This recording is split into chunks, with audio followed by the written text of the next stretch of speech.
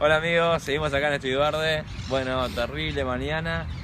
El Commander acá con mi parcero Roger, el R. Bueno, contanos un poco, R, cómo viene de la mano, aparte del Commander, los proyectos que tenés con tus otras bandas de Green Sound. Y bueno, ahora estoy enfocado en rearmando el doble seda porque el bajista se fue a Nueva Zelanda. Y estamos rearmando, enseñándole los temas a uno nuevo. Y por otro lado grabando otros proyectos con otras bandas que me contratan así como productor. También haciendo bases nuevas para la Isla Crew y algunos ritmos del estilo riff rap para el Commander. Unos temas que tenemos por la mitad de producción que quedó ahí, hay que trabajarlos. Y está, a full. Y aparte, cambio totalmente cuando tenés lo de la radio, ¿no? Sí, también.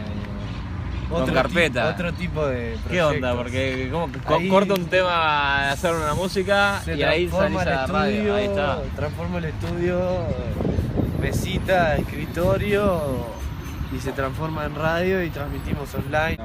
Y bueno, R, contanos el nivel espiritual acá en Uruguay, que miramos para allá y vemos el mar, el cielo, el sol acá en un lugar divino, estás con tu perro acá, con la bike, tenés el...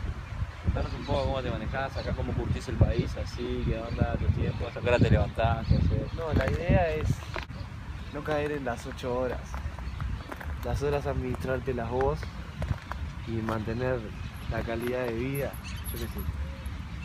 Estamos acá ahora, como dijiste, disfrutando tipo el momento.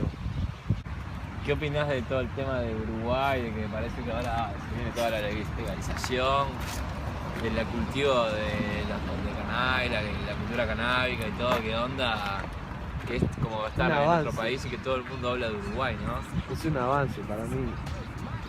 Que ya hay gente que está hace rato haciendo esto y ahora es distinto. Podés ir a un local a asesorar, comprar lo que antes te tenías que traer todo por internet o hacer 20.000 maniobras para comprárselo a uno que acá lo hacía artesanal y se te llena todo de bicho, no sé.